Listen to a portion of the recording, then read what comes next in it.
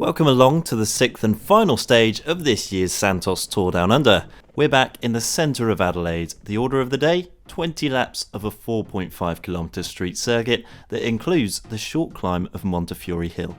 Simon Gerrans was very close to clinching his 4th ochre jersey of his career, but there was still work to do to ensure no one could take advantage of the time bonuses at the 2 intermediate sprints of the day, as well as at the finish line 90 kilometres later.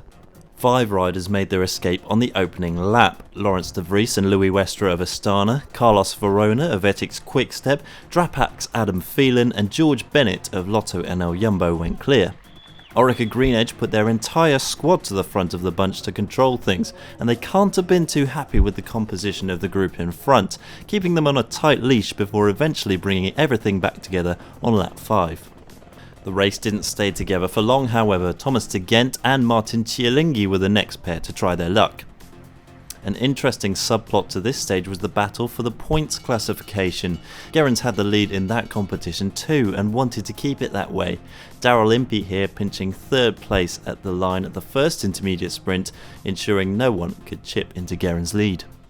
The fast technical circuit here in Adelaide can be dangerous. Fortunately, this spill involving Floris Geerts and Johan Alfredo was the worst that it got, and both riders got back on their bikes.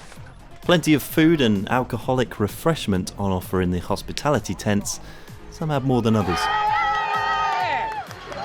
With around 4 laps to go, de Gendt was the first man to crack out front, leaving Cialinghi solo. He wasn't alone for long, however. Astana launched Louis Westra again from the pack at around the same time, and he joined his compatriot out front until the penultimate lap, when the peloton, led by Dimension Data, finally reeled them in. Tinkoff, Cannondale and Lotto Soudal were all muscling to put their main men into position as they started the final lap.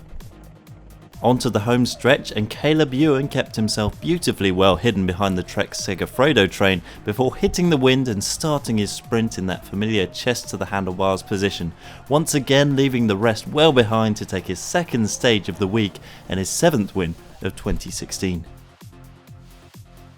It was always going to be hard going into the race with 2 ambitions of trying to win sprint stages and also the GC with Simon, but I think we did it perfectly, and I'm so happy that we came away with 4 stage wins and overall.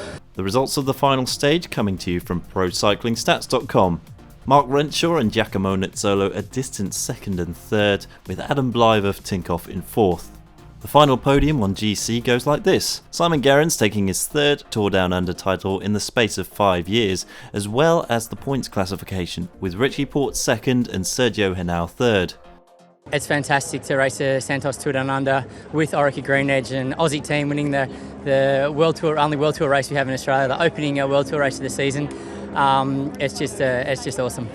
Henao took the spoils in the King of the Mountains competition, while Tinkoff's Jay McCarthy was rewarded for a stellar week with the green jersey for Best Young Rider. Thanks to Pro Cycling Stats and the Tour Down Under for helping us bring you these race reports. Please leave us a like if you'd like to see more videos like this, and subscribe to make sure you don't miss them. From Tom Last and myself, see you next time.